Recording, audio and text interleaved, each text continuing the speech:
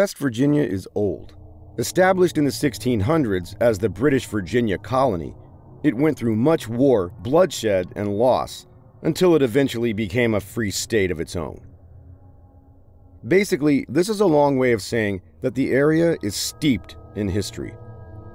It's an old part of the oldest colony, so just think for a moment about all the souls that have crossed this great state since its establishment. A fair amount, I'd say. West Virginia certainly has its share of ghost stories and hauntings, and we've found those places. Whether it's a large abandoned prison or a residential property, you will find people who have felt and seen the presence of the dead. Let's just say, if you can feel your skin crawl or the hairs on the back of your neck standing on end, you know you're in the presence of something otherworldly. Horror writer H.P. Lovecraft would probably have described this place as eldritch. Simply walking around, you might find yourself standing on a battle site from the American Revolution or the Civil War. If you listen hard enough on a cool, dark night, might you be able to hear the old cries of battle? Hi, and welcome back to the Mysterious and Creepy. Today we're going to be covering haunted locations in the old state of West Virginia. Moundsville State Penitentiary. A massive prison that once housed thousands of inmates now sits abandoned in the heart of small-town Moundsville, West Virginia. The penitentiary, which operated for around 120 years, used to be on the U.S. Department of Justice top 10 most violent correctional facilities list. The prison closed its doors for good in 1995. Since its closure, however, the towering structure has been the site of numerous paranormal occurrences. The Moundsville State Penitentiary was a featured site of an investigation by the world-renowned Ghost Adventures crew.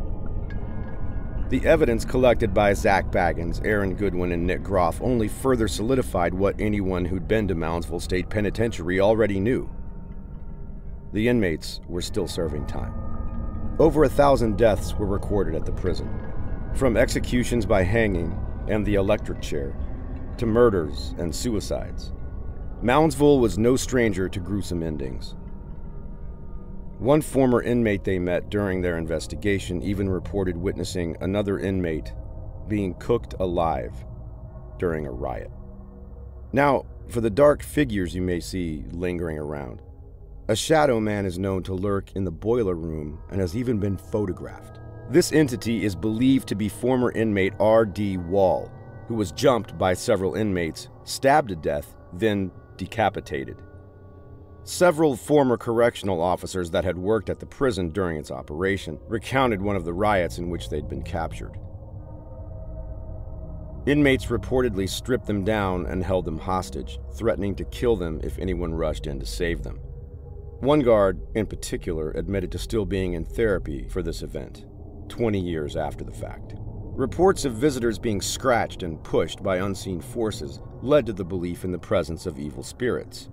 During the TV show Lockdown, they captured both audio and visual evidence of paranormal presences, including disembodied voices and unexplained figures. There were also anomalies captured in photographs. Moundsville Penitentiary once housed the worst of the worst that society had to offer. Today it seems that it still does. Are you brave enough to be left in the dark there? Next on the list is the Lake Shawnee Amusement Park. This opened in 1926 with the hopes of providing a relaxing place for families of Rock, West Virginia, and the surrounding area to enjoy quality time together. A man-made swimming lake, a racetrack, a Ferris wheel, and a swing ride all attracted countless families to the sunny location. Families of miners flocked to the destination to enjoy quality time together on their off days. Sadly, a couple of tragic incidents in the 1950s would lead to the park's eventual demise. A young girl sitting on the swing ride was crushed to death when a delivery truck backed into her. Another tragic accident happened when a young boy drowned in the lake after his arm got stuck in a drain pipe. Tarnished by these events, Shawnee closed its doors for good in 1966. The land would sit unoccupied for decades before finally being purchased again in the 1980s by a man named Gaylord White. White bought a new Ferris wheel and found a new swing ride to restore the park's former cornerstones. Upon further inspection, it was found that the swing ride White had purchased matched the serial number of the original ride the park had housed. This discovery made the grand reopening all the more glorious. While the park welcomed tens of thousands of guests during its second run, it unfortunately only lasted for 3 years. High insurance prices caused the White family to shut down the park for a second and final time. In an attempt to keep the land active, the family held fishing tournaments in the old swimming lake and planned to build a pit for mud bogging. During the excavation process for the mud bogging area, the family and a team from Marshall University uncovered artifacts belonging to the original owners of the land, the Shawnee tribe. Active in the 1700s, the Native Americans that occupied the land all but disappeared, or so they previously thought. Upon further digging, mass graves were discovered across the property containing up to 3,000 Native Americans. However, by 1795, the Shawnee were all eventually forced to surrender their lands under new treaties. During this incredibly tumultuous time in U.S. history, an event would affect the new owners of this land. Enter the Clay family. In the 1770s, Mitchell Clay and his family were the first English settlers in the county. In 1783, Shawnee tribe members murdered 2 of the Clay children on the property. Mitchell tracked the culprits into Ohio, where he found a 3rd child of his burned at the stake. All 3 children were buried on the property, and a memorial was erected in their honor. Today, many people report having paranormal encounters with the spirits of young children. The girl who died on the swings is frequently seen hanging around the ride, playing with toys left by visitors over the years. The boy who drowned can often be found near the front of the park, welcoming guests on their way in. There is a video featuring a woman asking for a pinwheel to move, to speed up, to go faster, to stop. And it does, even without the help of the wind. This is said to add to the evidence supporting the existence of the playful spirits. Constructed in the late 1800s after the turmoil of the Civil War, it was time to spend some of the new money that was flowing into town. The Blennerhassett Hotel is now one of the oldest in West Virginia. Opening its doors in 1889, this hotel was extravagant. No expense was spared, from the plumbing to the electricity to its decor throughout the 50 rooms. The luxurious furnishings from local distributors consisted of stunning window treatments and elaborate decor throughout. The hotel soon became a hotspot to stay in West Virginia, often hosting the creme de la creme of society. Throughout its history, the hotel has had its fair share of guests, but has also been subject to fires and floods that led to some major renovations. After one of the more recent events in the 1970s, the town rallied together to save the hotel. They restored it, and now the Blennerhassett is still open for guests to this very day. However, current guests are not the only people the hotel serves. More than a few spirits are known to wander the Blennerhassett halls, with plenty of eyewitness accounts to back them up. One such ghost is known as the woman in the elevator. Many guests report seeing a woman get onto the elevator only to vanish before the doors even close. One day, a postman with a delivery for the hotel recalls seeing her as well.